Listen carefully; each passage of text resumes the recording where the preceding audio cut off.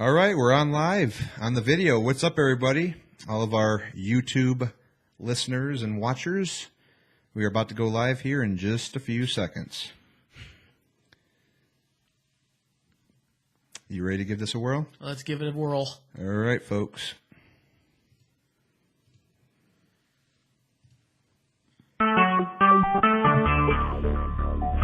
Talk show. Recorded live.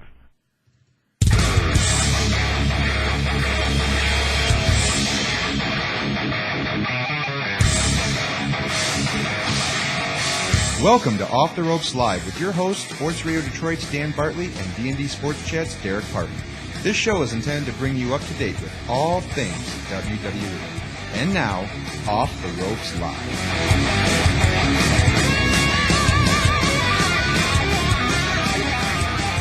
Good evening, everybody, and welcome to episode number 2 of Off the Ropes Live. As I said, I'm your host, Derek, alongside Sports Radio Detroit's Dan Bartley. Dan, how's it going tonight, man? Going good. How about yourself?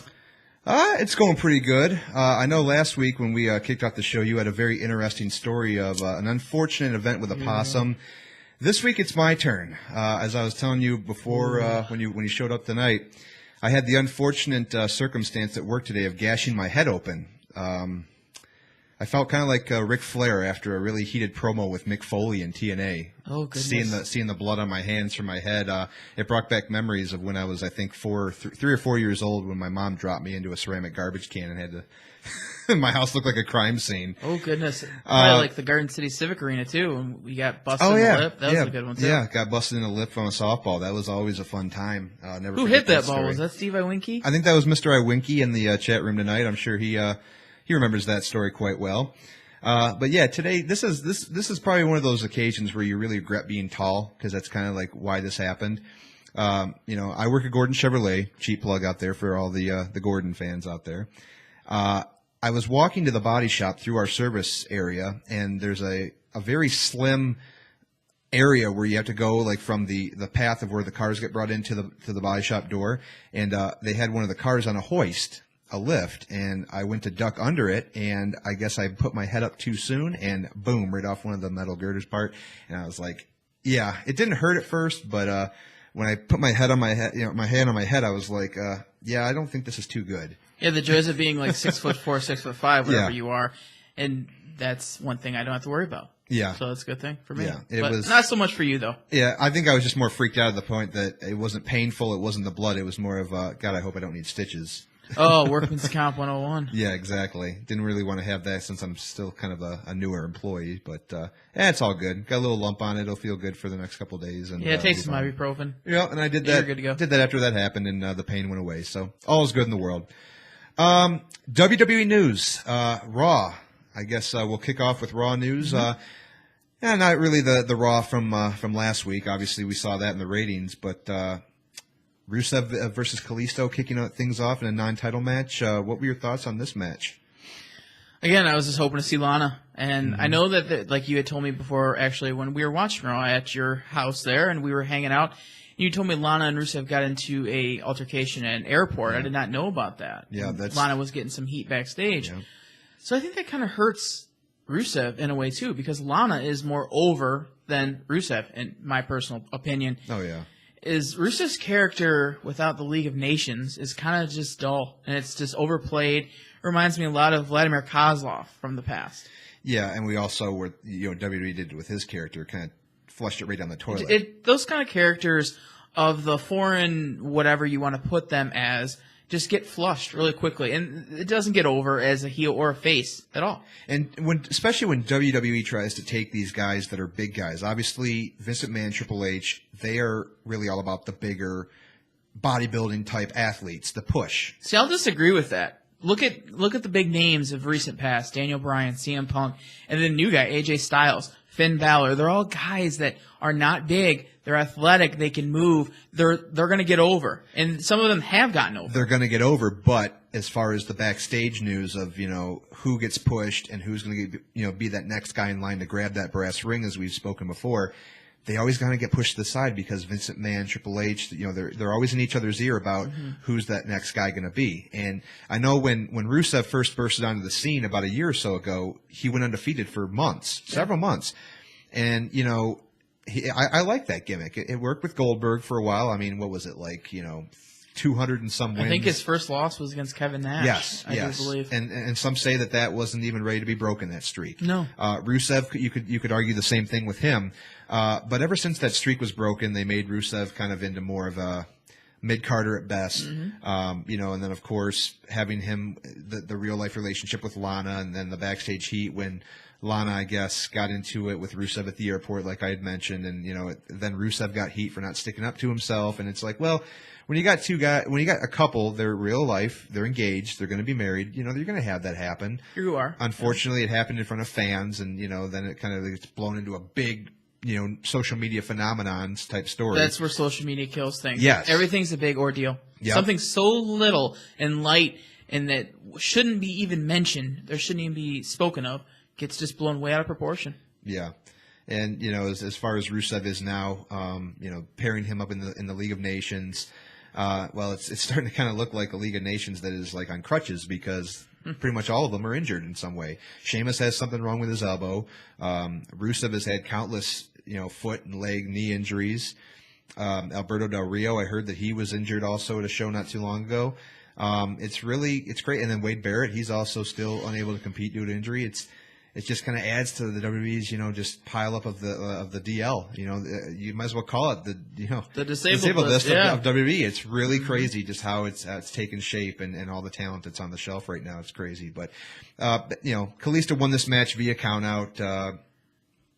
What else are you going to do with them? I mean, it's not going to be a long-term feud. We're not going to see Kalisto versus Rusev long-term. We're obviously going to see, for the third time, a rematch between Kalisto and Alberto Del Rio at Fastlane for the United States Championship. Hopefully this will be the last time we see that. Hopefully.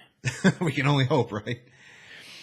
The next match of the night, obviously, the Usos and the Social Outcasts, minus Bo Dallas, as we'll get to in a second. But this is your favorite tag team, Danny, right?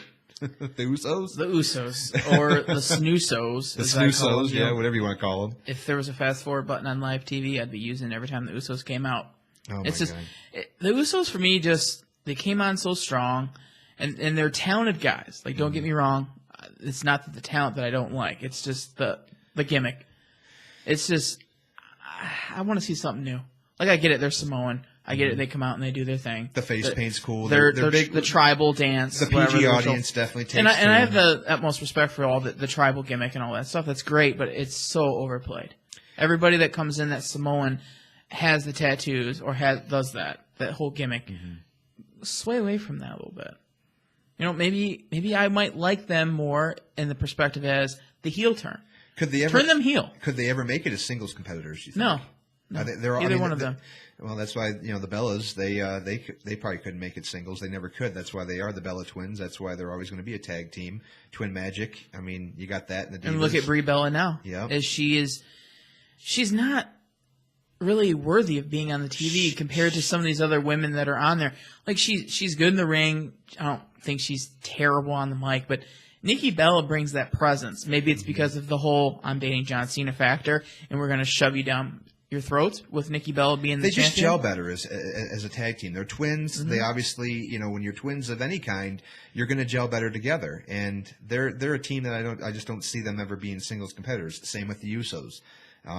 Jimmy and Jay, they're great athletes. Don't get me wrong, but as we see in wrestling, it's more than just being a wrestler or an athlete, being able to compete. They got that going for them. It's the character aspect of it, and I'm over the face paint. That's kind of the reason why Stardust it kind of became very dry and sickening. The Usos are the same way, and I think that they do get shoved down our throats a few times because of the fact that they're the Samoan legacy and related to The Rock and Rikishi and whatnot. But they bring a very fierce presence in the ring, and they bring a good fierce presence in the tag team division. So the Social Outcasts, though, they're kind of starting to grow on me, especially when you got the three that I like, minus Bo Dallas, even though if they stick with that Bo Rider gimmick that he did. I think that could get some notoriety. Yes. I think that is pretty interesting. They found something there. And I think that's pretty entertaining. Like, that's the thing that I want to be. I want to be entertained every week for Raw. And I'll say this countless times every week. The entertainment value for me is really low with WWE right now. Mm-hmm. And I know we're in our mid-20s, and I know a lot of the things are eye-catchy to, 13, 14-year-olds, and even the younger audiences, below the teenage years. I know WWE's trying to be more family-oriented in their shows. Then you got to remember that a lot of the fan ages are between our ages and even older. Mm-hmm. What they're generating now towards more is obviously with it being the PG, it's more, I think you would say, ages 5 to 12. Back in the Attitude Era, it was that 18 to 24 demographic, which we were, at that time, we were below that age demographic in the Attitude Era, but that was still their target audience. Nowadays, it obviously is targeted way down low, which has kind of been the outcome of what we see in the ratings, the pitfalls in the ratings, which we'll talk about very shortly in the show. The major ratings spike from last week's episode compared to this week. It's pretty There's pretty one reason dramatic. why there. Oh yeah, yep. But yeah, I mean it's a shame as far as things to keep our entertainment is the Usos. But I do like what the Social Outcasts are doing, and I think Bo Dallas, if he keeps up with that Bo Rider gimmick, we will see him back. Unfortunately, in a side note, a real life situation did happen on Raw where Bo and Bray Wyatt had to leave because their grandfather, Barry Windham, was in the hospital. Some sort of he's having, I guess, some side effects to a post-surgery operation, and so haven't really heard any follow-ups about it, but we wish him the best. The following segment after that, Miz TV with Miz and AJ Styles, kind of bored me a little bit. And we were sitting right next to each other, and I called exactly what was going to happen. They're going to have a match on SmackDown, boom. And then you read the spoilers for SmackDown, which a lot of us do. Most people do, because most of us don't watch SmackDown. Yeah, spoiler alert for anybody that watches SmackDown. Because it's really not worthy of watching. SmackDowns are not. It's not. There's a hockey game on. There's something else going on that grabs your attention that's going to, when you're relaxing at home, you don't want to watch SmackDown. It's just not worth your 2 hours of your time. So you're going to watch something else. So you do read the dirt sheets and you read the spoilers. AJ Styles versus The Miz on SmackDown, which I called on Monday night. I didn't read the whole how good it was, but I'm sure it being on SmackDown, obviously Styles is going to win because I don't think they're going to have Styles get defeated until you have the rematch with Jericho, which I think will eventually be Styles' first defeat. I felt like the Miz TV segment, though, with Miz and Styles, I feel like it kind of just drug on. Obviously, they're trying to make The Miz as annoying as possible, even though he's nowhere near over than what he used to be in recent years, even when he was WWE champion. He's become a joke, the Miz, and that's The Miz I'm talking about. And it's just, when you put a guy like AJ Styles in the ring and you barely give him any mic time, I think he said no maybe like one time, and then, of course, when The Miz just continues to take jabs at him and keep jabbing him, then, AJ finally went off on him and beat him up. But I don't know. This segment really just was a snooze fest for me. I think that WWE went about it just totally the wrong way and wasn't very impressed with it at all. And, I mean, that's really my take on it.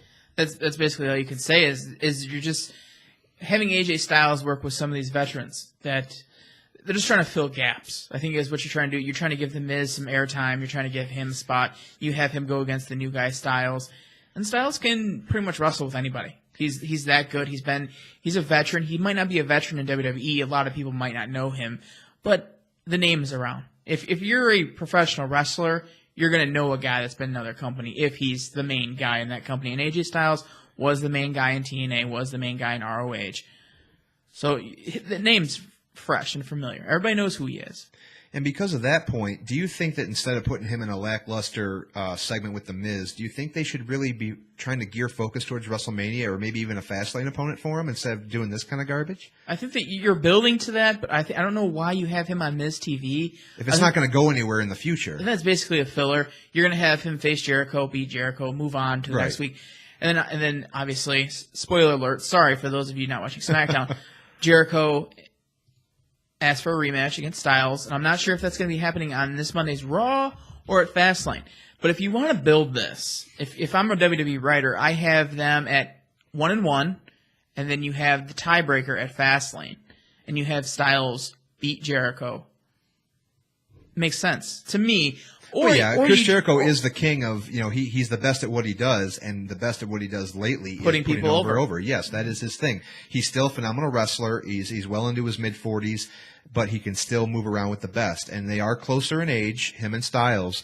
But yeah, I think that could culminate into a big, that would be the grudge match at Fastlane. Now, what you do post-Fastlane when you only have about 3 weeks till WrestleMania, everybody wants to see AJ Styles versus Kevin Owens. Seeing right now, I'm trying to decide where Kevin Owens is going. Mm-hmm. As much as Kevin Owens is over right now as a heel, as much as I enjoy watching Kevin Owens, who's he facing? Who's his top baby face? Who's he going to go after? They abruptly ended his whole thing with Dean Ambrose at pretty much the Royal Rumble. Yep. And then right now it's just kind of like, well, he's had some back and forth matches with Dolph Ziggler, which have been very good matches. I think we even mentioned to each other that match pretty much stole the show at Raw. So, Kevin Owens right now is just he's one of those guys where it's like you got to get him while he's hot. I mean, he is, and we're going to talk about him a little bit later on in the show as well. But feuds for him right now are just very scarce. I mean, Dolph Ziggler and Kevin Owens, I like it on Raw, but really not worthy. They have good quality matches. They really do. They go back and forth. They've each exchanged wins, and I believe they even have a match on SmackDown again or some sort of issue. So if you want to have that all culminate at Fastlane, that's fine, but you got to kind of push Ziggler aside. Ziggler's not really is over. He had his time. I think his best time now is kind of over. Mm-hmm. As much as Ziggler's great in the ring and he is the show off and he's everything he says he is, he's very good. Yeah. But he's just not over. People just don't care enough to give him a reign as a champion anymore. I think that time has come for him and passed. And now with Owens, you got to have Owens against Styles because you potentially have the top two guys. And they have wrestled before. Quality matches. Doesn't have to be a title. You can say, here you go. Here's 25 minutes. Go out there and steal the show. Mm-hmm. And they absolutely will tear the roof off the place. Yeah, as long as you grab that mindset and that attention of all your fans out there, not have, 5-10 minutes of just crickets in the crowd. I mean, you see that way too often on Raw with the matches that they've been booking lately. But I think when you get guys with the ego and the ability of Kevin Owens and then just the dashing, phenomenal AJ Styles in the ring with them, I think they would just gel like nothing else. I mean, I think that would just be your perfect match of all together ability and, young versus old. I mean, AJ Styles is pushing 40. And they're both up there in age. Yeah, Kevin Owens, I think, is 30. Owens is no spring chicken. He's been around a long time as well. They both taken the high road to get to WWE. Both guys very well known in their own right. The thing that brings this story together for them is who eliminated AJ Styles at the Rumble? Kevin Owens. It makes perfect sense. Yep. The taunts. It makes perfect sense for that to all come together for one big WrestleMania match. And I think it would be phenomenal. Not to steal his no pun intended. No pun intended, but it would be a great match to see at WrestleMania. If you want the bang for the buck, and if you're going to order WrestleMania, well, if you don't have the network, that is. $9.99. Cheap plug. First month free. You're welcome, WWE.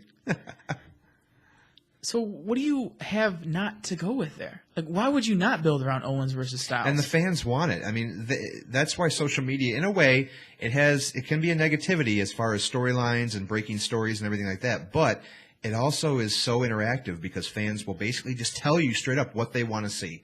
And even though creative, Vince McMahon, Triple H, they won't always agree or they won't always go with what the fans are requesting, they do consider it and they try to do what's best for business, of course, as they always say. And I think this is what everybody would be plugging for, and it would culminate into a big WrestleMania match, and I would love to see that. I would love to see it too. Mm-hmm. Back down the line on Raw, the Divas. We saw kind of an interesting one. I think we even mentioned this when we watched Raw the other night. Brie versus Charlotte. I thought this was interesting because lately, as we mentioned on last week's show, they have always been putting the Divas title angles in one match, and then the Total Divas matches, they're totally separated. But this one was interesting, and what's even more shocking is that Brie got the win in this match. I can't remember the last time Brie Bella has won a match. On her own, yeah. Without Twin Magic, without, Foxy getting involved, whatever. But, I thought that this was very interesting of how it kind of played out, with Charlotte and how Ric Flair has been getting involved in all of her matches. This one, it didn't really play out the way that they've been showcasing lately. But, yeah, I was very shocked at the outcome of this match. I know we made our predictions, as far as for WrestleMania is concerned. I wanted a fatal four-way. It's looking more and more like it's going to be a triple threat match without Paige. And of course, Paige has been kind of, I guess, nursing a concussion and getting tattoos done, as you've pointed out before as well. Yep.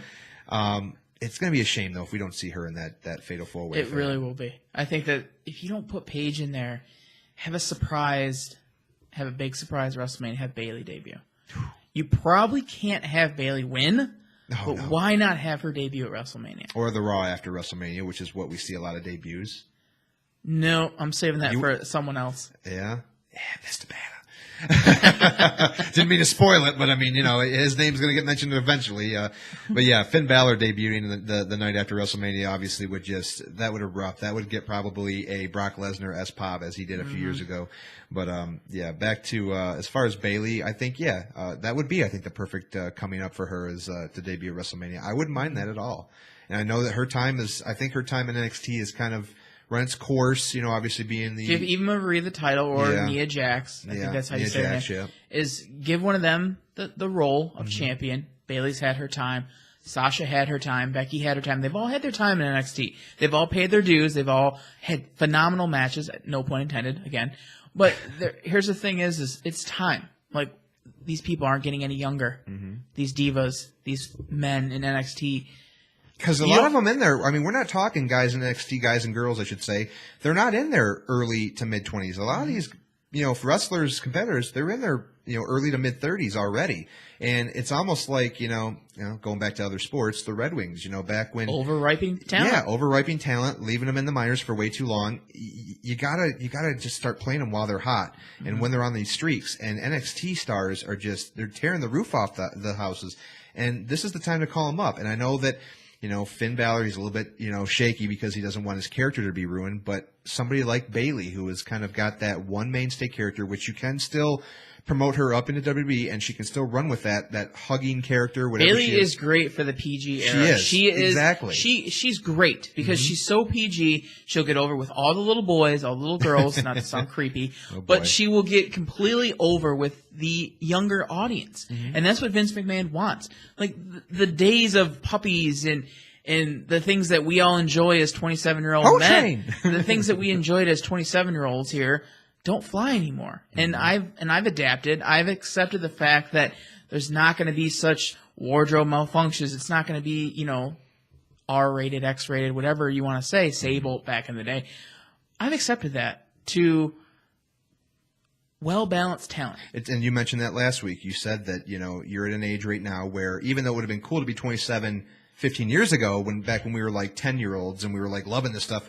Back then, when our parents would like and my dad's making me go in the other room. Yeah. He's saying, "Dan, you got to go in the other room now and close the door." Oh yeah. Yeah, I remember those when days. Parents, unfortunately, back in the day when wrestling was very it was almost like if your parents were watching a adult-rated movie and you had to go in the other room. Hey, get out of here. That's how wrestling was. But now that we're at that age, it's like you said last week, you're at a point in your life where I'm over the puppies. I'm over the sexual innuendos and how the women dress and whatnot. And I mean, the swearing and the blood. There is sex appeal still within WWE. Yeah, it's conservative sex appeal. Paige has great sex appeal. Yes. Becky Lynch has it. It's a matter of, the look, the outfits, and also the performance in the ring is what gets me going. Is the driving factor whether I'm going to enjoy your gimmick or not. That's what it all is for me. It's not so much of, what it used to be.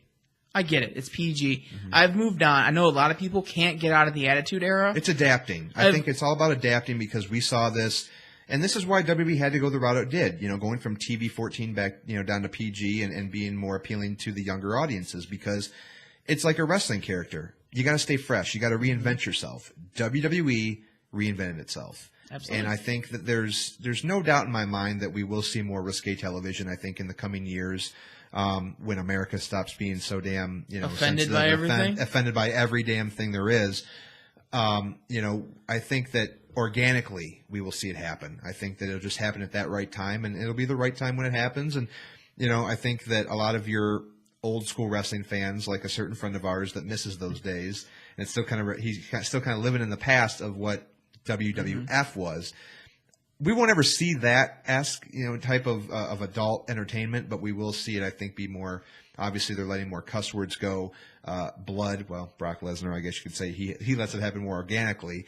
But just with the concussions, you can't see no more headshots anymore with steel chairs. No more shots, That's one thing I think with the concussions and how that kind of evolved over the years. That kind of led them to just doing no more headshots. And then, of course, blading became a big issue. It just got too out of hand. People blading too deep, hitting arteries and just it's just too much of a liability. So I see why WWE and Vince McMahon decided to do away with that altogether.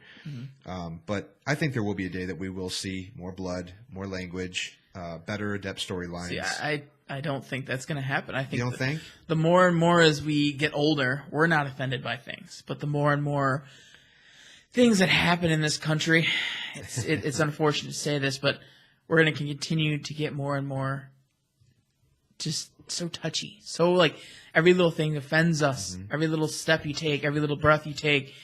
Someone looks at you funny, you're offended. Did you take that from a song lyric by any chance? No, I didn't actually. It came right off the top. Every step you take, every breath you take. Oh, yeah, it sounds like a country song. It sounds like a country song. But going back to Raw and focusing in on that match, Charlotte is probably the top heel for women right now. And whether you like her or you don't, her gimmick with the whole, Ric Flair's daughter, obviously she's going to play that off. That's going to be her whole career. If she didn't acknowledge the fact that she's Ric Flair's daughter, she wouldn't be in the company, let's face it. She is what she is. She's a good talent. She's a good talent. She can wrestle. Good gimmick. She's not fake. No. I like the fact that she's very, like you say, organic. She's just very, nothing fancy.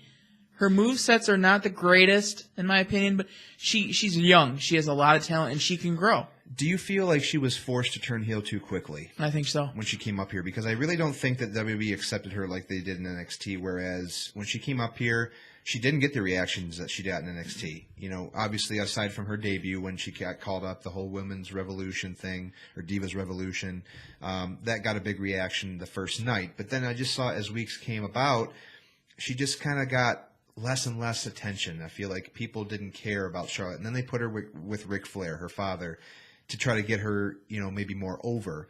And I think it kind of went the reverse effect, kind of like when Batista came back in 2014 and they wanted him to be the babyface Batista. And he's not a babyface. He is a heel. He's always been a heel. He can play a heel better than anybody else. And, that's when you shove somebody down, the fan's throat, it only takes so long before they turn on you. Fans these days don't take it lightly. And in just an instant, it'll happen. And I think that Charlotte was a victim of that. I think that is absolutely the case. I think you hit the nail right on the coffin there. I think that's you summed it up perfectly. I think there's no way else to put it. Is when you shove someone down someone's throat so much, kind of like WWE's doing with Roman Reigns, sometimes John Cena the same way. That it's just you got to have that feeling of okay, this person got naturally over. Like AJ Styles wasn't pushed down your throat. I don't think WWE expected the ovation that he got. No, not at all. Sasha Banks. I don't think people, every night when there's a Divas match, Sasha Banks' name's being chanted. And if it's not, it's because it's a dead crowd. Oh, yeah. Sasha Banks is over. Sasha Banks deserves to be champion. If Sasha Banks does not walk out at WrestleMania champion, there's a problem. And WWE needs to fix that problem. She's over. She deserves to be champion, no matter if she's a heel or face. Simple as that. I really don't think that they would be making the decision of putting her in such a high-quality Divas match, the main event of the Divas match for the Divas Championship, if she wasn't going to walk out with the title. I just, now that we saw on Raw too, we'll get to that a little bit later on, but we saw her break away from Team Bad. I think that was kind of the final nail in the coffin of it needed to happen. It needed to happen. It did. That was going nowhere. No, and I feel like, they're letting her be herself. They're letting her kind of go back to the original boss character that she was in NXT that got her so over with the fans. I feel like now that we kind of see where they're going to go with her, I feel like that kind of all the stars are aligned for her to walk out of WrestleMania as the Divas champion.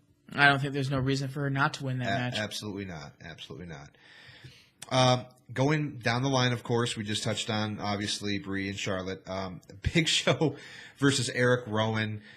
This was the Wyatt family minus Bray. Obviously, we mentioned he left early. But, this has been interesting because they've been wanting to kind of groom Braun Strowman into the guy to face the Undertaker at WrestleMania. I think I touched on it last week that's obviously in the cards to happen. Big Show is going to be the guy that he faces at Fastlane, or at least is slated to face at Fastlane. Kind of soften him up a little bit to get him ready for the Undertaker. Big Show versus Eric Rowan. Very short, lackluster match. I mean, these are two big guys that don't move real well. Eric Rowan, probably the weak link of the Wyatt family. Big Show, who's just there. He just kind of bounces off the ropes and gives you a little knockout punch, and 1, 2, 3, you're done. Got the win. You know, obviously he knocked everybody out. Chokeslam Rowan got the win. What do you think they're going to do with the Big Show? You think they're going to go through with it at Fastlane with him and Braun Strowman? Do you think that this is going to go all the way to WrestleMania with Braun versus Taker? How do you see this going? Well, if you're going to put somebody over, you got to have him beat the Big Show. You got to have him beat Kane. One of the two.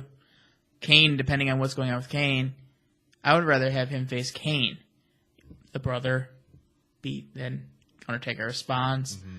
But Strowman would have to basically destroy Kane to bring out the Undertaker. It makes sense. They kind of have That's that the plot that I could see. The Big Show has no connection to the Undertaker besides that he's big.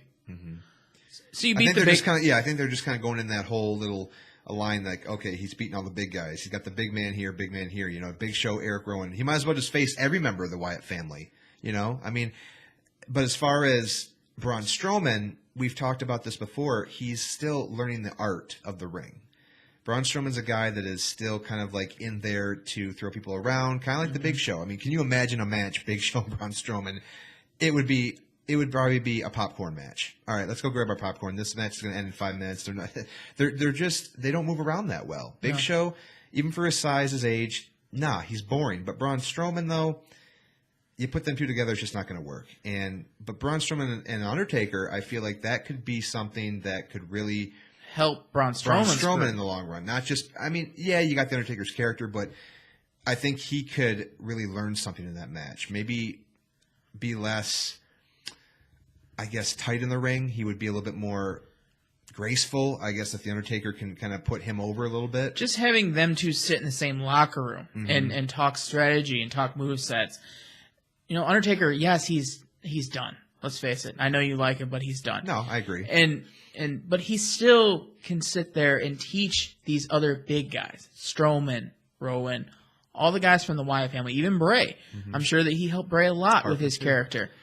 And that's the thing that Undertaker's so good at and why he needs to stay around a little bit longer. It's not so much the wrestling factor. It's just having him being backstage and kind of mentoring these guys. Braun Strowman can learn a few things from Taker and kind of pass the torch to saying, I'm the new big guy. Obviously, you can't have Taker lose at WrestleMania. You're not going to have him lose again. No. But you have Undertaker kind of go off on the sunset, but you also don't have Strowman look weak either. You have Strowman beat the Undertaker up a little bit. Oh, yeah. I mean, it can't just be a one-sided match. And neither was this year with Bray Wyatt. There were times, or this past WrestleMania with Bray Wyatt, it wasn't a one-sided match. There were times where you kind of thought okay, are they really going to have Taker come in here after a heartbreaking loss the year before to Brock Lesnar and have him drop a second one to Bray Wyatt? There was a little bit of thought in your mind. I mean, I'll admit it, because Bray Wyatt needed that because he had just lost to John Cena in his first WrestleMania. Are they going to? This is going to be almost career suicide if he goes over, and he loses against the Undertaker. But they did it in a way where he lost and he didn't necessarily lose all of his dignity. He didn't really lose. Too much about his character, but it's more of the booking and the creativeness where Bray Wyatt needs to be improved on. They run out of all these ideas for his character, and that's what's so frustrating. Being a Bray Wyatt fan, I'm a big Bray Wyatt fan, but I think that just what creative has done with his character over these past couple of years has just been so heartbreaking to see for him, because the guy is he's great on the mic. He writes his own promos. His promos are just absolutely nostalgic. Yeah, and he goes out there and he seems so real. Everything seems so real. This is coming. He actually believes this. And I've heard him in interviews say that he goes out there and he speaks his mind, what he's really feeling. And it's kind of like someone else did that's no longer around, Mr. Cult's personality. Yes. But that's what makes him so good. And he's very kind of rough in the ring. He's really stiff. He's a guy that I personally wouldn't want to wrestle, but I would love to be in the ring when he comes out. Yes. Because he's just...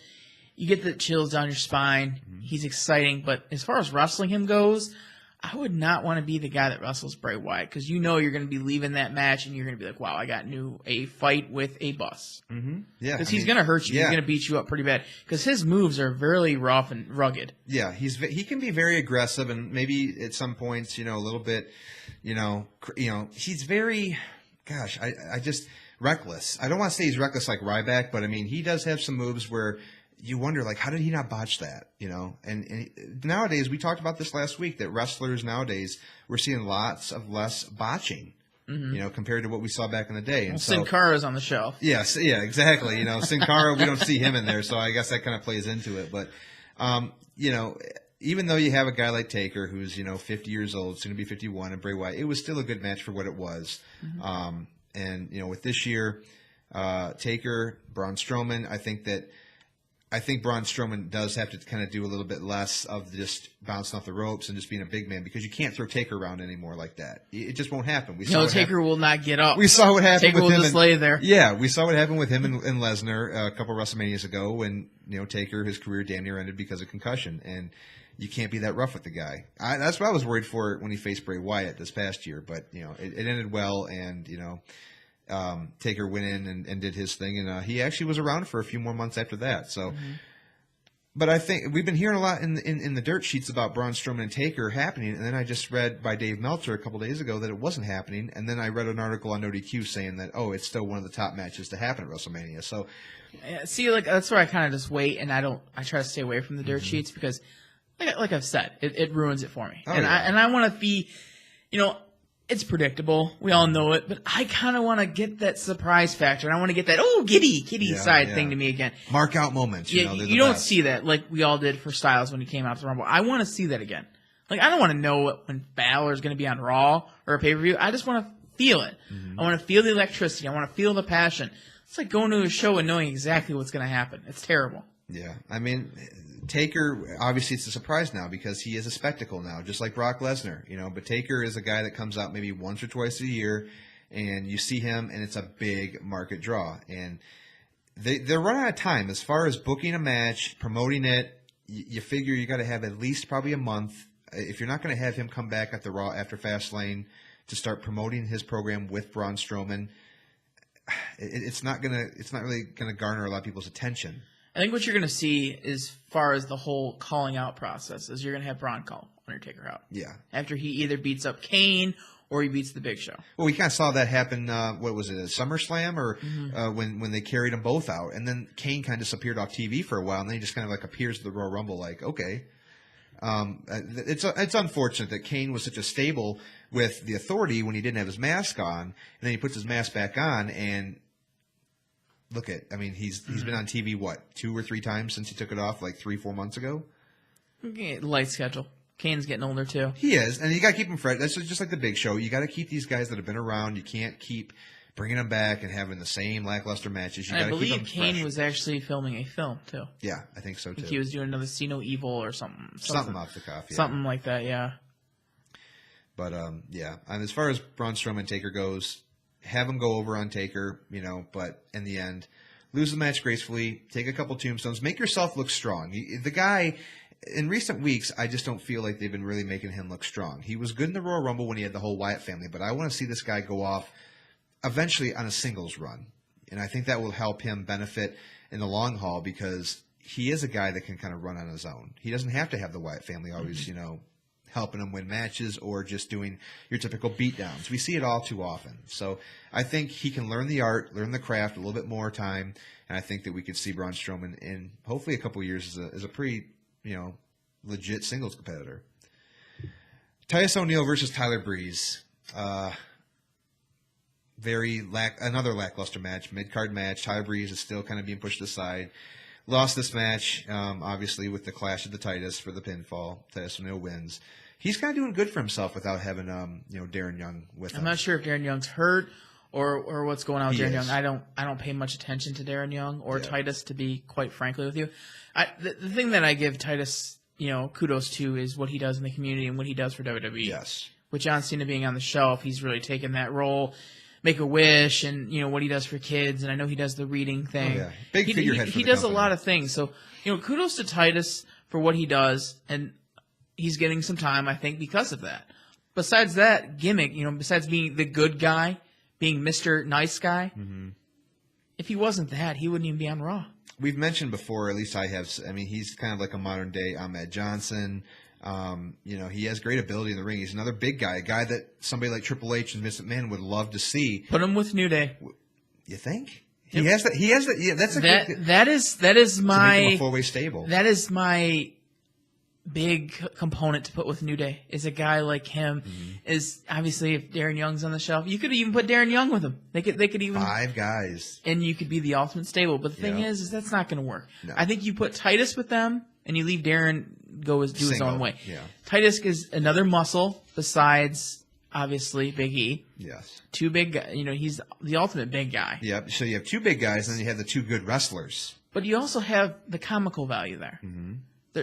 He is. He's very good on camera. Him and Darren Young have excellent chemistry, man. When they're doing their promos, you got primetime players. They can actually be very, very entertaining when you give them the right time and give them actual airtime and do cut promos. They are pretty damn entertaining. Absolutely. And that's why I said Titus can be another New Day member. Say if Xavier wants to bounce out, but I like Xavier's character. Or heaven forbid one of them get injured because they've avoided the Big injury. E gets hurt. Yeah, he would be probably like the number 1 guy to get hurt because it always just seems to bite the bigger guys. Unfortunately, yeah.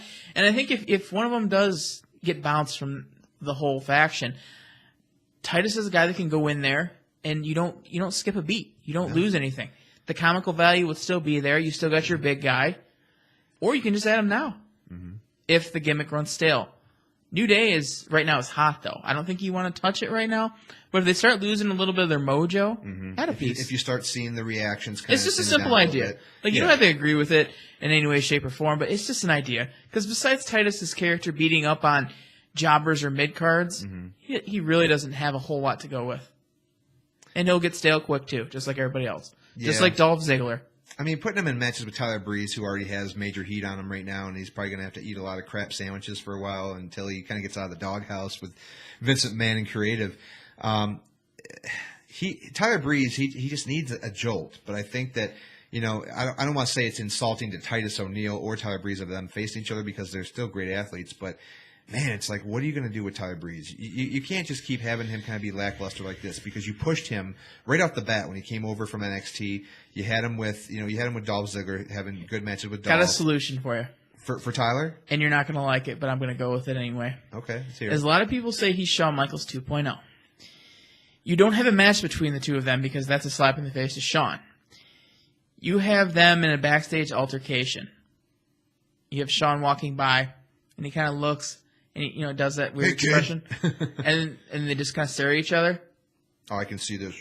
Yeah, and then the whole Prince Pretty thing, Prince Pretty pose, and you have Shawn super kick him, and that's it. Yeah, and that's your gimmick, and that helps Tyler Breeze get over. And Tyler Breeze, he'll be rubbing his chin, and be like, "Damn, I just marked out in my mind. That was awesome. I just took a super kick from Shawn Michaels." Tyler Breeze, obviously, a lot of people think, and in my mind anyway, it might not be right, but I think Tyler Breeze is Shawn Michaels 2.0 to an extent. Are you talking as far as not character, but the ability? Gimmick? The gimmick, really? The character is a combination of Dolph Ziggler, Shawn Michaels. Sexy boy versus pretty boy. If Shawn Michaels were to come back now, and if Shawn Michaels was in our era, well, not our era, I should say, in the not Attitude Era, he would be like Tyler Breeze. I think the selfie stick is the new thing. Walk around with your phone, taking selfies constantly. That is the new thing for WWE. That is a huge generation gap. Yeah, that's interesting to say. Like, just imagine if you took Shawn Michaels' Heartbreak Kid gimmick, Sexy Boy, whatever you want to call it, and implicated it into today's generation, it probably would be very similar to Tyler Breeze. That is a good point. See, and I like Shawn Michaels a lot. He's good in the ring. His gimmick was good. He never once changed music. No, his music's always been the same. Yeah. He's never really changed a whole lot. Yes, he's become a face heel. Yeah. But everything stayed the same with him pretty much for the most part. Yeah, the facial hair. Okay, yes, the mullet. No more mullet. Obviously. Yeah. But yeah, his character, he kind of remained fresh organically, where he just kind of like, obviously he had that time where he had to go find his smile. He lost his smile in the late 90s. Sean was going through a lot. Drugs, alcohol. Sean had a lot of personal problems. He found himself, and I think that was a thing that, at that time in the late 90s, when he had to give up the championship, he dropped it to Stone Cold at WrestleMania. It was kind of like a turning point for him and for Stone Cold, because you saw one guy go this way, and Sean kind of had to kind of find out who he was. And then he came back a few years later, and it's like he never lost a step. With Sean, for me, is what really put him over. And I think what a lot of people know Sean is because of the Montreal Screwjob with someone that we're going to touch on momentarily with Bret Hart. Yeah. And I think that gets Sean a lot of notoriety that maybe he doesn't like. And I'm sure if, Sean hears so many questions about, the Montreal Screwjob, you and Bret Hart, were you in on it? Oh, did you know? And then Shawn Michaels had his own demons. Sean was dealing with drugs and alcohol. And I know Sean's become a religious man now. And more power to Sean. I've read some of his book, Shawn Michaels' autobiography. Mm-hmm. It's a great piece. If you want to pick it up, you probably get it at Barnes & Noble. Yeah. But, Sean is one of those guys that you can look up to. He's really a good story. And that's what I want to see Tyler Breeze become, is Shawn Michaels. Yes, everybody wants to be their own guy, their own character. Mm-hmm. But that's Tyler Breeze in a nutshell, is Shawn Michaels. Not as good, not as talented, but that's who you hope he becomes, is Shawn Michaels. Yeah, it's a long shot, but we have seen guys that have gotten their way out of the doghouse, so to speak, and one of the guys that could be the poster boy for that is Triple H, the curtain call. Mm-hmm. The Click. He was slated to win the '96 Royal Rumble. What a change of events that could have been if Stone Cold Steve Austin if that wouldn't have happened, the curtain call, and Triple H wins the Rumble. Stone Cold Steve Austin, I don't know, it would have taken him a little bit longer to get that character over, and I don't think the Austin 316 would have taken off as quick as it did. But Triple H, he had to eat a lot of crap sandwiches and start from the bottom. He did. He had to start at the bottom and work his way back up to the top. And it took him about 2 or 3 years, but he finally got back up there. And when he did, he just took off. Mm-hmm.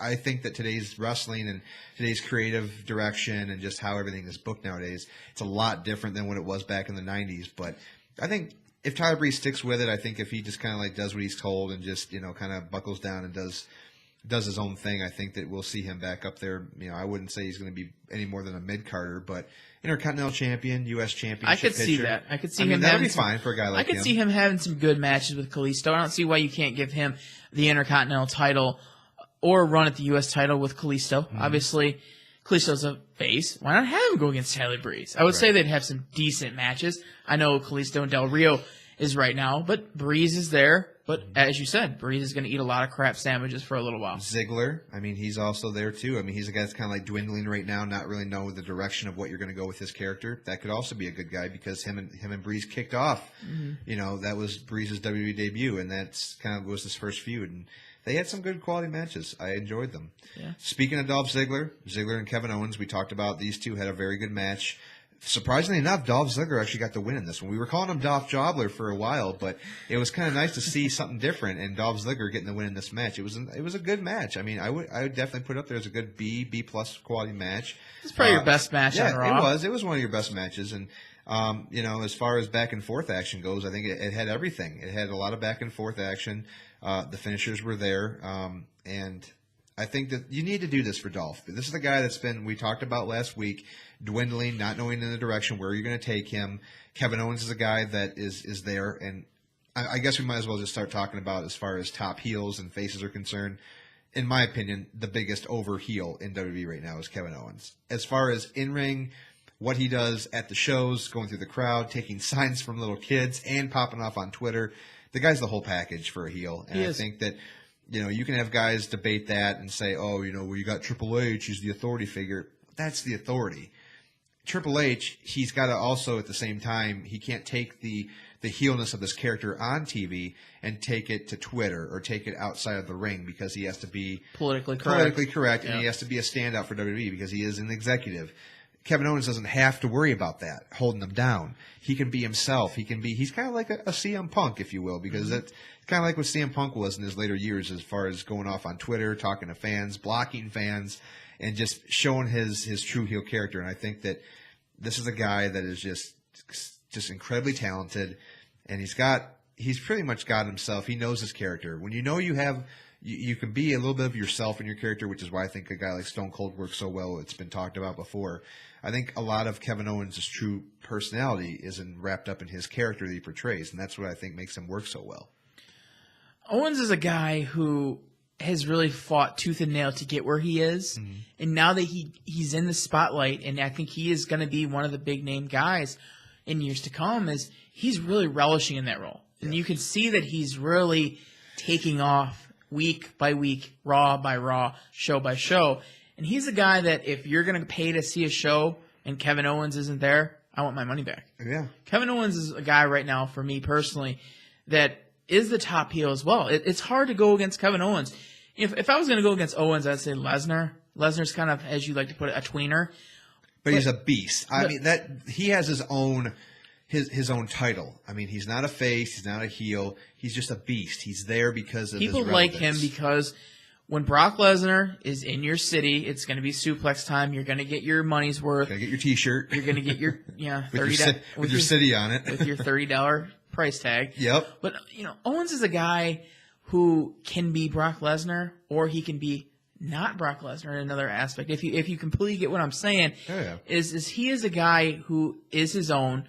A lot of people have compared him to Brock Lesnar. And this is one guy I don't want to compare is Kevin Owens. Kevin Owens is Kevin Owens. He is a guy who is not shoved down your throat. He's a guy who's earned his time, paid his dues, and he's earned a lot of respect. I know he's probably, I don't know how well he's coming off with some of the WWE creative, how he's doing with some of the big shots in WWE, but he's a guy that deserves the biggest push. And I think Kevin Owens should be champion in the next, by the end of this year, Kevin Owens needs to be fighting in that top spot. Kevin Owens versus Roman Reigns is a match that I would like to see.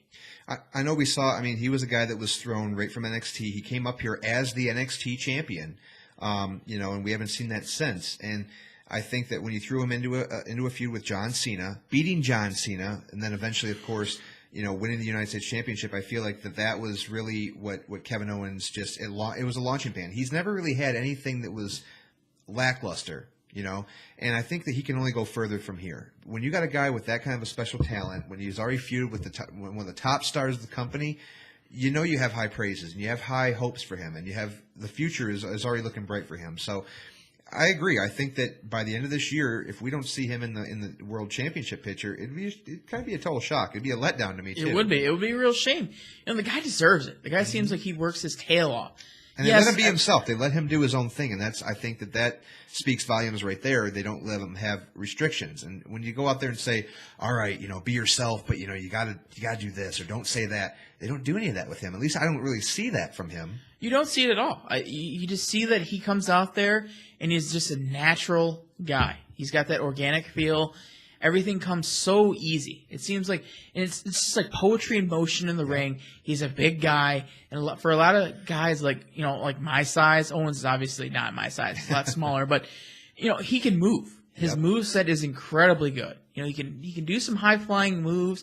And if you want to see Kevin Owens fly over the top rope, watch some of his matches in NXT against Finn Balor or Neville. Mm-hmm. He has some great quality matches all around. And I think that's what makes him kind of have the whole package is that, for a big guy, that's what WWE thrives on. When you can get a guy that has like, I call it kind of like the combination plate, where he can be a great grounder, grappler, whatever you want to call it, but he can also be a high flyer as well. Mm-hmm. And for a bigger guy, he has that ability. You can put him in a match with Kalisto or Rey Mysterio for that matter, or Sin Cara when he's not on the shelf.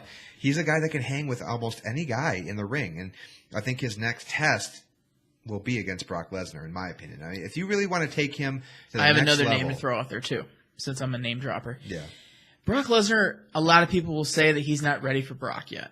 I think that you need to have him. Yes, he's beaten Cena. Okay, who's another guy that's close to Cena? You can have him go against Batista or Randy Orton. Yeah, Randy Orton. Randy Orton come back as, unfortunately, a babyface. I don't like it, but I can draw up more for Orton as far as the creative goes because you can throw him in there against a Kevin Owens and have a good match between the two of them. You have Owens get put over, but you also make sure that Randy Orton doesn't lose any of his flash and his flair by having a few wins here and there against Owens. you can really play that off well. If WWE Creative was intelligent, which some things, question their ability. I'm questioning some of their Decisions. decision-making skills. It's not all there. Like, yes, I know you have to play guys. Obviously, you got guys sticking their feet in the toilet on Raw. Yeah. Because people pay to see that. Okay. Uh-huh. Oh, yeah. There's the entertainment factor that you got to have. Yeah. Owens versus Orton. Owens versus Batista. By the end of this year, I don't think Lesnar Owens is going to happen. As much as it would be great to see, I don't know if Owens is quite ready for that yet. I don't think you want to. It's been dropped. And by a not lot to of mention, people, is Brock going to want to lose? Well, I don't know how big ego Brock has anymore. Are we going to have like a Stone Cold and Brock Lesnar type deal, like back in the old 2000 when Stone Cold walked out because he didn't want to put over Brock Lesnar? Exactly, and We don't want to have that that's the happen type with thing Brock is does Brock Lesnar really want to lose to a guy like Kevin Owens?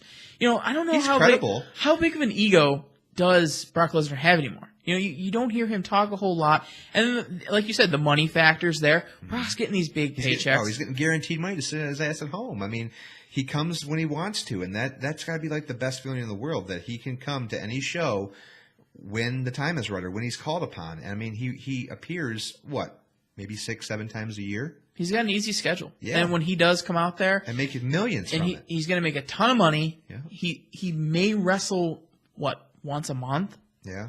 And then besides it, he'll be on Raw and he'll just jump into the ring, Yep. smile at the crowd when they chant Suplex City, do whatever he does, jump around, maybe throw around a guy like Dean Ambrose a little bit. Easy money. You're not going to get too many bumps. Not getting punched in the head like you were in UFC. Yep. It's great. Yeah. Life would be great to be Brock Lesnar. Yeah. But Brock Lesnar has to eventually take his bow. Oh, yeah. And kind of dwell off into the sunset. When is that going to happen? Don't know. But the perfect Not guy. in the near future. But the perfect guy is, like I said, would be Kevin Owens. Owens. Would be eventually have the pass torch to Kevin Owens. Here you go, Kevin. Here you go. Because he's really not like Brock Lesnar is everything. He's big and he's muscular and he can wrestle.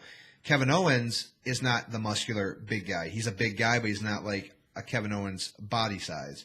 But as far as getting that kind of a heel reaction like Brock Lesnar can, and once what he once did, I think that would be the perfect guy to kind of pass the torch to. I think Kevin Owens and him will the match eventually happen? Yes or no?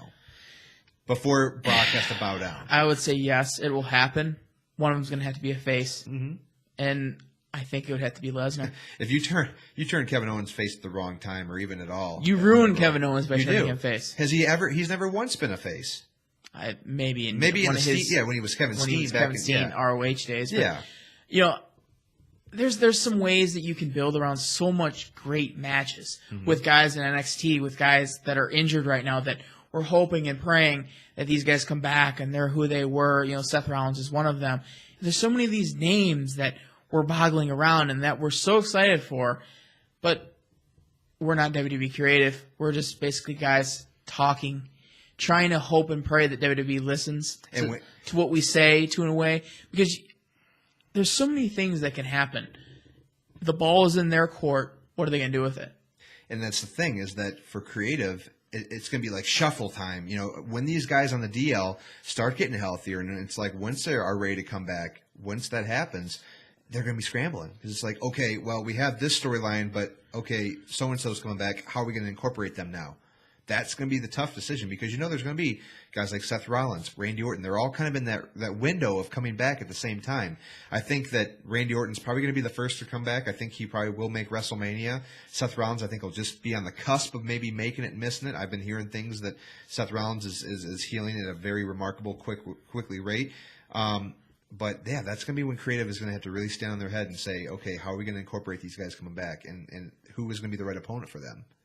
It's a lot of questions, and Yep. and why I'm so intrigued is because of the hope that WWE Creative does not disappoint. But that's the thing, is wishful thinking. Yep. But I'm also taking it with a grain of salt, because Right. I know that I'm likely going to be disappointed, Yep. and they're not going to pair any of these guys that I'm dreaming in my head about.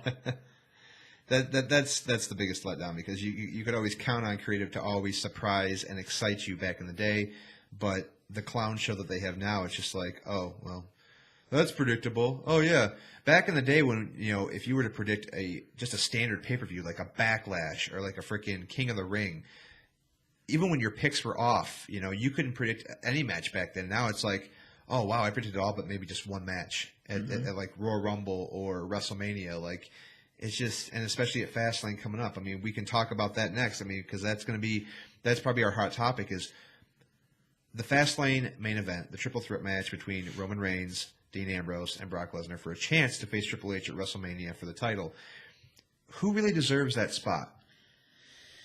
Lunatic heel turn. This is the lunatic. Lunatic heel turn. I have this good mental image in my head as Seth Rollins on the shelf. And the whole Shield backstabbing thing was great. It was perfect. Loved it. And now you got the brothers. Each of those three guys are having good careers for themselves. Roman Reigns is probably the worst of the three, in my opinion. He's kind of just there, but we all know where his result is going to be in this match. But because of who he is and because of What Vince WWE wants to do with McMahon him, loves yep. the wet hair. Oh, yeah. And that's the thing, is do you want to turn Ambrose heel?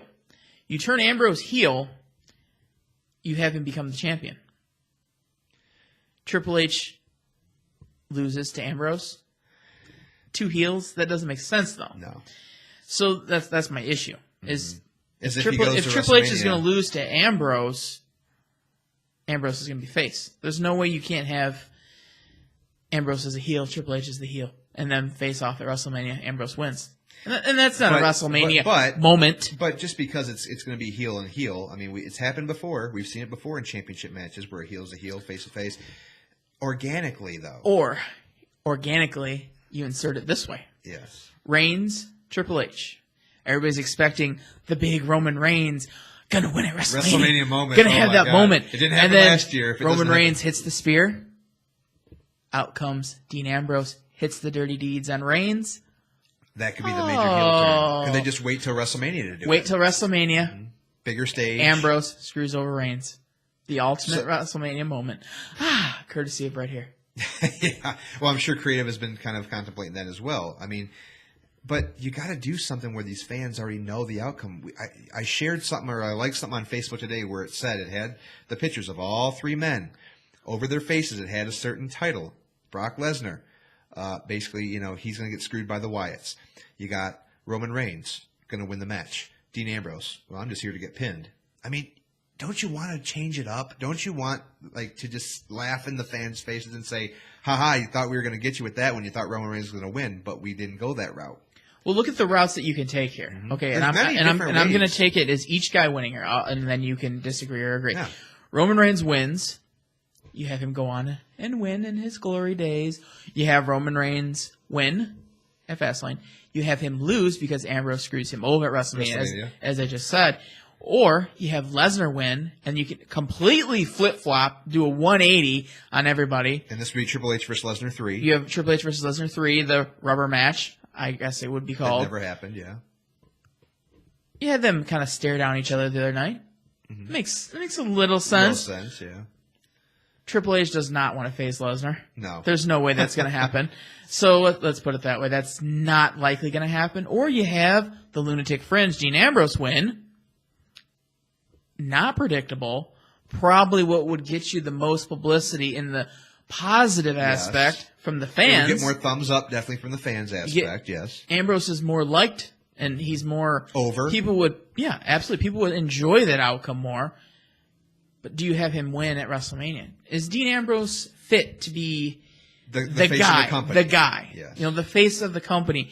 He's the only guy that hasn't won the title yet in the Shield. Think of it that way. Yes, and I kind of can compare him to a Daniel Bryan. B-plus player. As far as being over, he's not getting Daniel Bryan, yes, pops like Daniel Bryan did, but he is the most over talent right now with the crowd. He's the most in tune with the crowd, most in common, whatever you want to call it.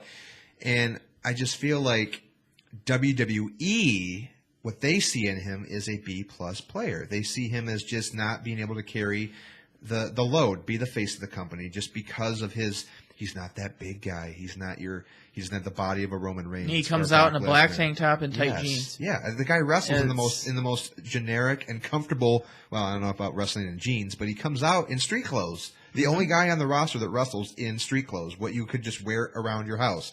And maybe they don't want that. Maybe they don't see that as just being promotable. Maybe they don't see him as just being that guy that can. I mean, trust me, there's been fan sites that have photoshopped him with the WWE Championship on his shoulder, and it looks great on him. I mean, the guy, he has the face because a lot of people compare him to like a Stone Cold Steve Austin or even a Mankind, Mick Foley. He is the lunatic. He's the crazy guy. Yeah. And I liked when he came out what he said to Brock Lesnar. Yes. I like that. Take me to Suplex City. I want to go there. As he's a nut job. The character's great. The character development is there. Everything is right with Dean Ambrose, and it's hard for me not to want to give him the title, but I can't exactly explain to you what it is. But something is telling me not to give him that title, and I want to find out in my mind what that is. I can't quite pull it out of my head. Right. I just feel like Dean Ambrose would be ruined as the champion. And that might sound a little bit crazy. If you don't have future plans for him. But what's the future plans for him? Yeah, that's the thing. If you have a big question mark over, okay, we go ahead, we pull a 360 on the fans, the whole WrestleMania main event plans, whatever, and we make Dean Ambrose our guy, how can we carry him for months on end? Do we run with him as the champion, or does he have a quick maybe 1 month, 2 month reign, and then we put the title back on a returning Seth Rollins? Because either way, you know that Seth Rollins, when he returns, he's going to be in the title picture again. They're going to put it. It's either going to be it's going to be the Shield. It's either going to be against Roman Reigns or it's going to be against Dean Ambrose. So who are you softening up Seth Rollins for? Who's going to be that person? So that's why I think that my little off-the-cuff gimmick of having Ambrose turn heel and screwing over Roman Reigns at WrestleMania against Triple H is probably the most beneficial thing that you can do for Dean Ambrose's character. Mm-hmm. I don't know how well that would go over with the fans, but people don't like Roman Reigns. Let's face it. Some people do, some people don't. They're going to riot at Fastlane if he walks out as the number one contender. We already know that. And he's like 99%. It's going to happen. We're going to see that happen at Fastlane, and it's unfortunate because it's what the majority of the wrestling community is already seeing. They're forthcoming. It's going to happen. So, yeah, I mean, I would just love to be that one person in the creative department that just kind of makes a stand and says, you know what, we're going to do this. We're going to do this instead. Because we cannot have the fans, react like they did at WrestleMania last year or at, the Royal Rumble, for instance, for Roman Reigns, because I just don't believe that he is still over in the aspect of other guys. He's not over like Brock. He's not over like, Dean Ambrose. It's just, I feel bad for him because he's doing everything that he can to get over, but it's not happening organically. When it's already made public that you're the guy that has been handpicked by the higher ups, and that's why you're hated right there. Yes, we didn't have that ability to find out these kind of insider news back in the day because the internet was not really beneficiary to find out that things. We didn't have dirt sheet sites or forum sites where we found out spoilers like we do now. That's what has ruined it. We've mentioned this before, but it would really suck if 2 WrestleManias in a row, Roman Reigns is promised a all-out world championship victory, and a title reign, and he doesn't get it. That's why, unfortunately, as much as I want to see the whole turn and what I brought to the table here about Ambrose turning heel is not going to happen. It's all it's all wishy-washy. It's something that I thought about in my little creative mind. Yeah.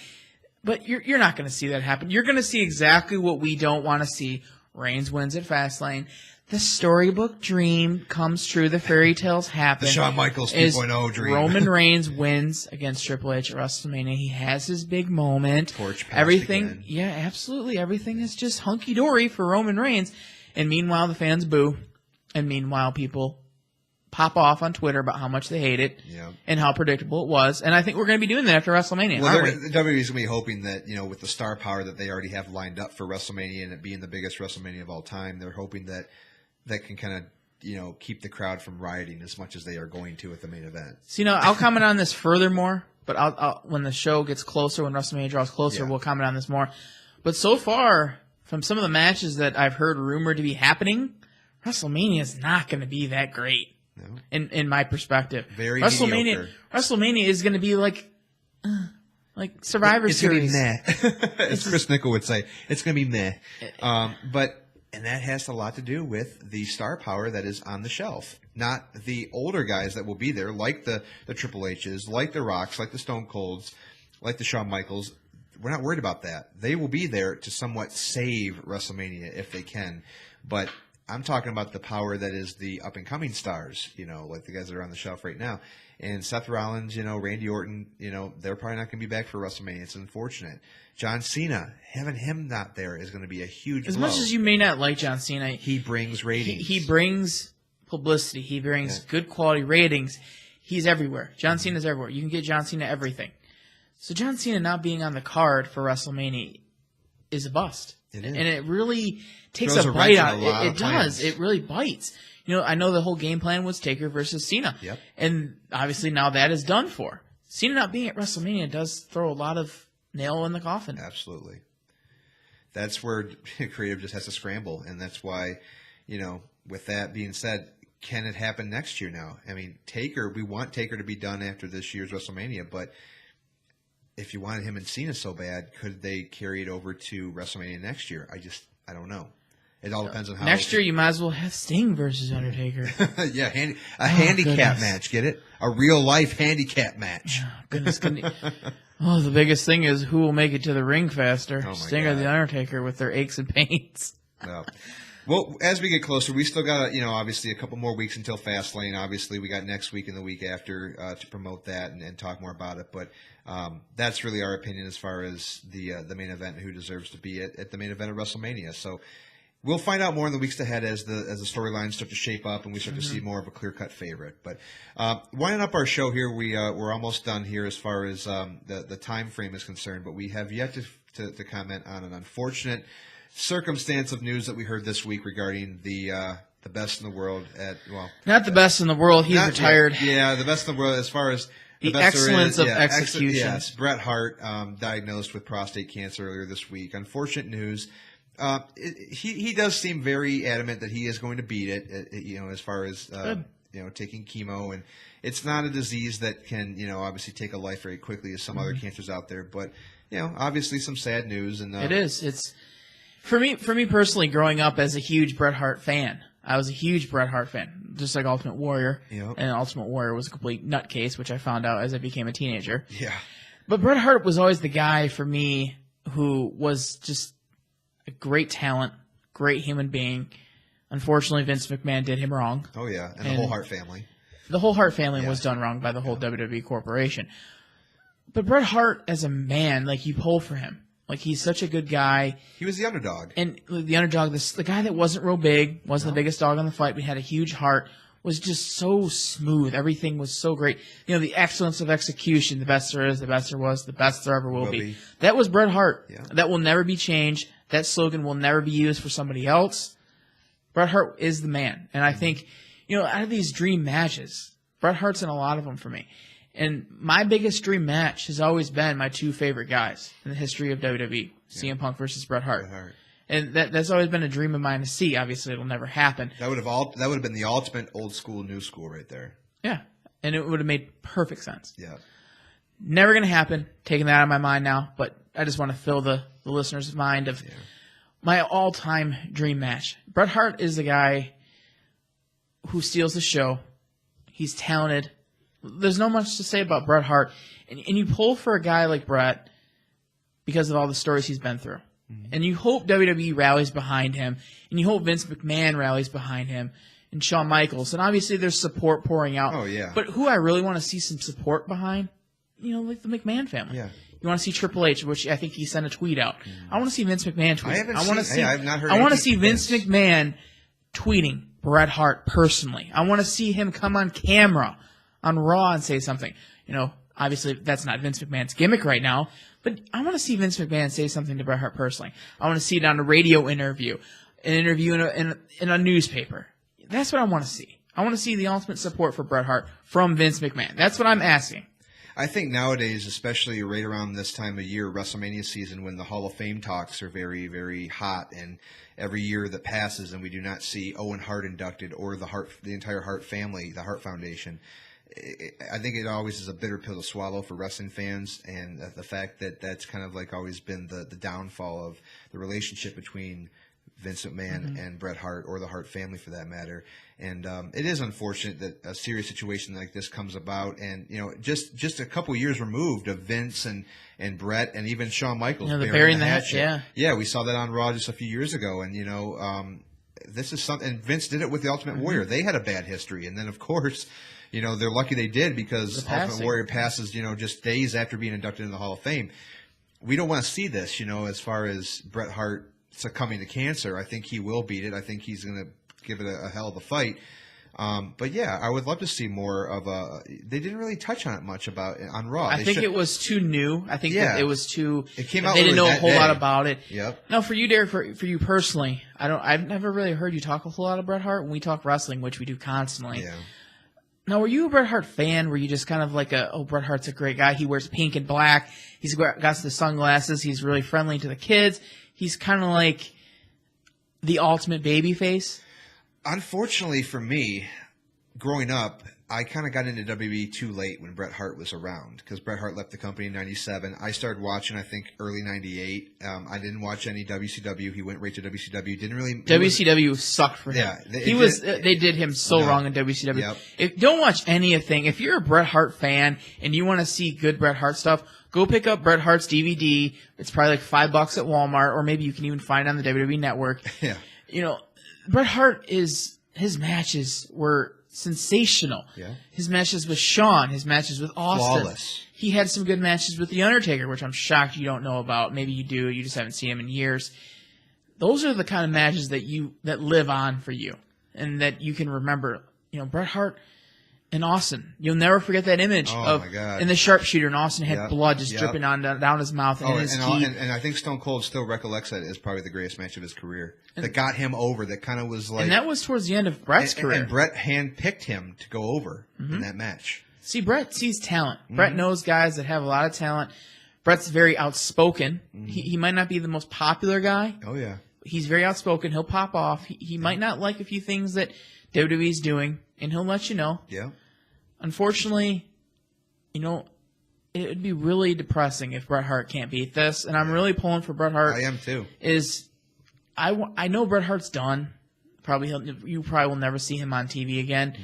But the memories that I have for Bret Hart are going to these live events as a young toddler.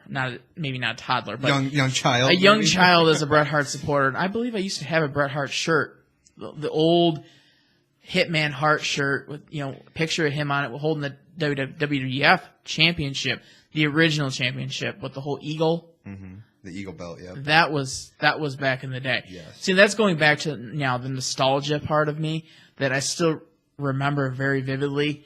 Seeing Bret Hart, seeing The Undertaker, seeing the talent that was back in the day. Going to those WWE house shows at the Joe or Kobo. Yeah. Believe it or not, they used to have WWE shows at Kobo. Oh yeah, Kobo Arena. Yep, the 2,500 seat Kobo Arena. Yep, I never got a chance to before they got rid of it, but I've heard stories. Guy at work, I think, even told me about some of the Kobo shows he went to, and I mean that was just that was good old fashioned old school wrestling back then, and we'll never get that back. Watching Bret Hart growing up was he's the guy that you can sit down, like he's the guy that you can your mom and dad say, okay, you're gonna watch Bret Hart. Why? He wears pink. Yeah. He's very clean. Yep. He's the ultimate. Gives a fan glasses. And he targets the kids, the younger generation audience. He would fit perfectly in this PG television right now.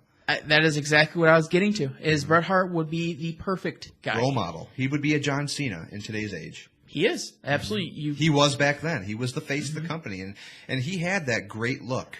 I don't know if it was all on him or if Vince McMahon helped develop that character, which I'm sure he did. I'm sure Vince had a hand in it, but. You don't have to. I mean, you could be a true man back then and still pull for Bret, even though he did wear pink, and the glass shaded sunglasses that he wore, but everything about him was just. Even though he wasn't American, he was from Canada, which he did turn heel later on in his career, and he was a great heel too, even though he was all about Canada. But I've seen a lot of Bret Hart's old school matches, and a lot of it is because of the network.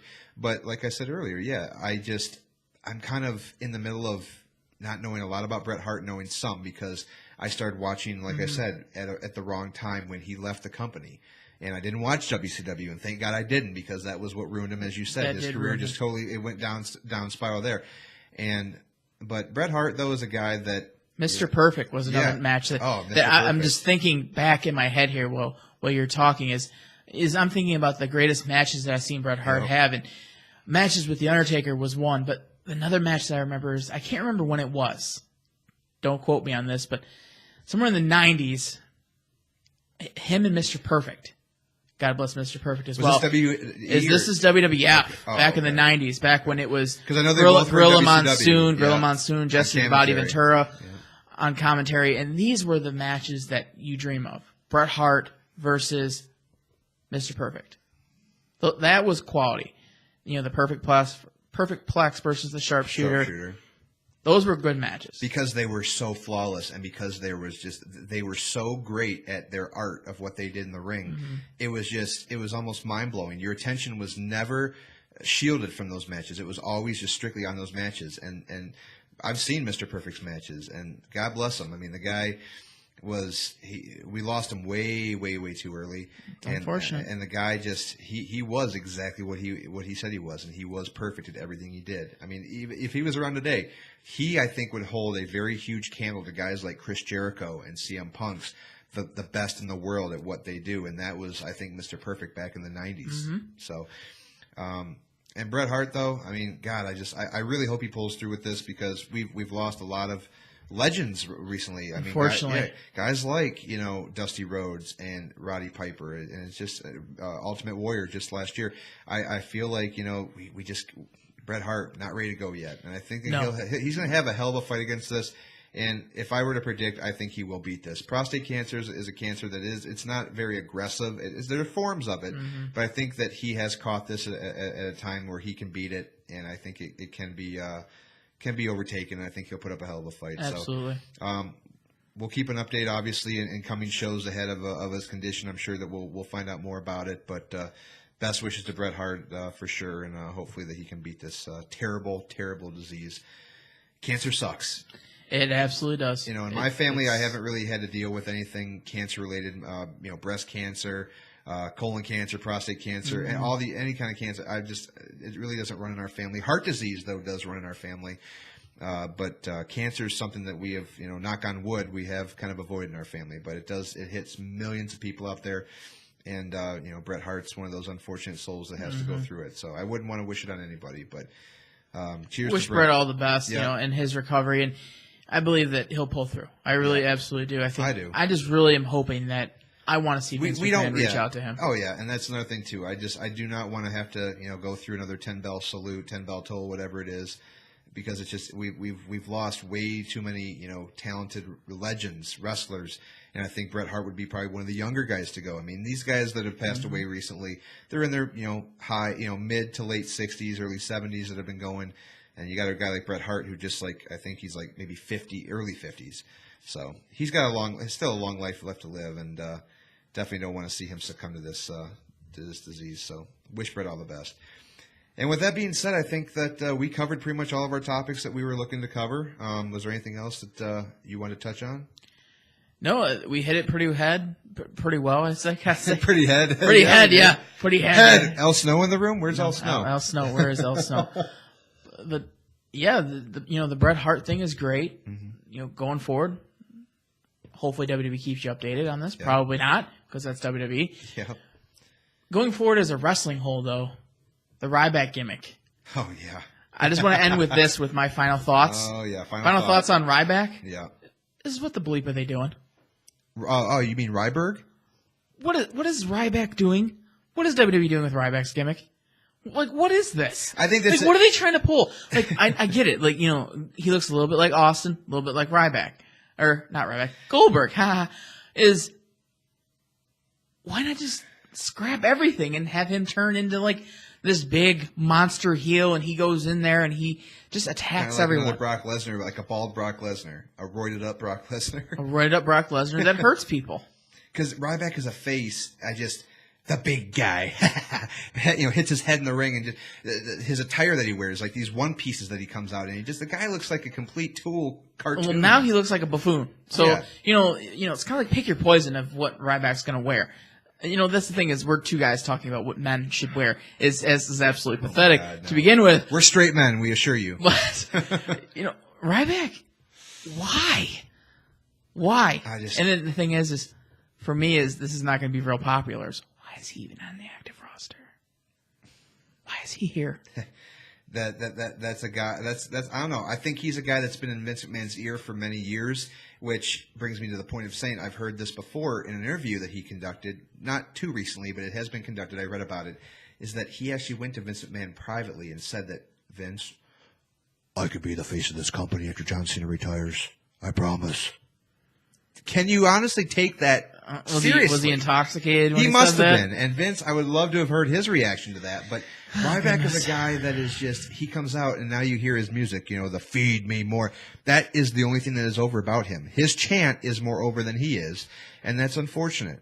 Whereas you got a guy like Daniel Bryan that can actually wrestle. It's not just the yes, that's not over. Daniel Bryan is over just as the chants are. Ryback, no. Ryback is the epitome of just completely stiff in the ring. The guy, we've heard the sides of CM Punk. We've heard what he said in his podcast not long after he left, talking to Colt Cabana, and we heard the story about Ryback and how rough he was and how he took 20 years off of CM Punk's career. And I think I got to side with Punk on that because just watching, Ryback is a very stiff, reckless guy in the ring. And I would want to wrestle him on a weekly basis. I know that. But this whole gimmick change of his or his attire, whatever you're going to do with him, coming out now in just all black trunks, black knee pads, black boots, and just taking the one piece off, whatever, now you're really going to have the Goldberg chants. Or you might say Ryberg, Ryberg chants. Why not? Snooze fest. Snooze fest. Every time he comes out, it's, got something to do. Yes. Got to flip on something else. Yes. Something for you to watch tonight, Wednesday night, NXT. Balor versus Cruz, non-title match. You want good wrestling? You want to see some good wrestling, watch that match. Tune in to NXT You'll see tonight. it. Yep. That will be a match that I will definitely be watching probably either later tonight or tomorrow.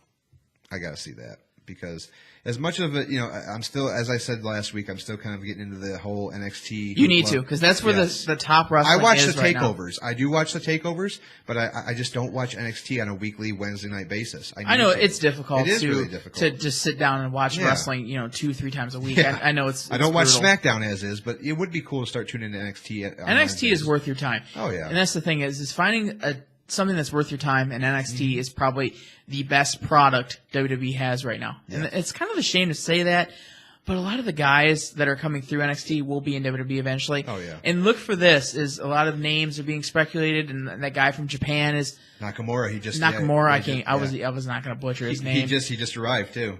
Is when he gets to NXT, and when there's some other names that start coming up, is when Balor loses that title. Get Watch ready. out. Yep. When Balor loses that title to either Apollo Crews, which tonight is non-title, so don't think it's going to happen Are they really tonight. pushing this Apollo Crews? Is Apollo Crews is supposed to be contender. like Lashley? Yeah. Maybe. A little bit Maybe better Ahmed wrestling Johnson. ability, yeah. Maybe Ahmed Johnson, but I'm just hoping to see Balor. I know I say this a lot, but Balor could save this company. Mm-hmm. I hate to say this, If and I they hate keep to him, if they keep his character. and I don't want to put the weight of the world on a guy like Styles or Balor or any of these guys, but these guys coming or just arriving in WWE can save the company. Oh, yes. Can save the viewership from the There's guys no that doubt are about our it. age Yes. that want to see some good quality products. And it's organic. It's not shoved down our throat Mm-hmm. like we've seen right now with Roman Reigns, guys like that. But guys that are getting that time in NXT to showcase what they have. Because don't get me wrong, NXT crowds and WWE crowds are totally different worlds.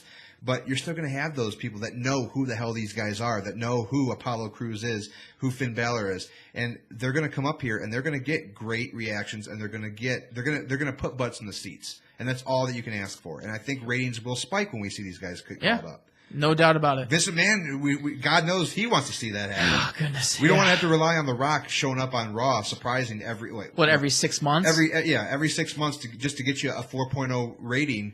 It's not going to happen. You got to be able to put a better product and better talent out there that will capture the crowd's interests. and we will see that eventually when these guys get called up. Pray to the gods. Pray to the wrestling gods that we see these guys soon. Let's hope. Let's hope. Yeah. That's all I got to say is because as much as I love watching wrestling every Monday and every Wednesday, because I don't watch SmackDown as well, No. I can't wait to see Balor lose that title. And that's hard to say because Yeah, it is. Balor is my favorite wrestler right now. I'll be the first one to admit it. Just a little over Kevin Owens. When he loses that title, you know he's coming to Raw that's what they did with very, Kevin Owens. very soon. Whenever you drop obviously NXT title, obviously the NXT Women's Championship, when they drop it, you know that they're You coming. know they're coming the Yes. next week or so. Yep, we know that that's going to happen, and we can only pray that that's going to happen right around WrestleMania time. And I'll set this up for next week, a little plug for next week. Okay. When Balor does come in, to the audience that's listening in, do you want to see Balor debut as the Demon, or do you want to see Balor come in as normal, street-looking Balor? What do you want to see? Because you don't want to have Finn Balor come in as the I Demon wanna see every him, single night. Evolve. What do you want to see when Finn Balor does make his debut in WWE? Do you want to see the Normal Finn Demon, Balor. or do you want to see the normal guy? Yes. You cannot push the Demon. You want people to want that, demand it. You want that to get exposure, notoriety. You want to see him come in as just Finn Balor being himself, and then you want to see that come out at maybe a special pay-per-view or main event match, or it has to happen maybe every so often, like maybe on a 1 month basis. Yep, I agree. That's what I want to see for next week. I want to get people's take on this. One more time, Balor coming in as the Demon, or just the normal Finn Balor that you see on most NXT nights. Yep, that'll be definitely a good poll question for next week's show, and hopefully we can get some feedback on that. Well, we've actually we were kind of, I think, talking about this before the show, like, I was wanting to go 40, 45 minutes.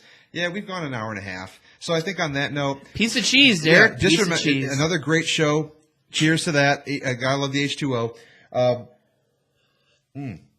So next week, obviously, just remember, every Wednesday night right here on TalkShoe.com.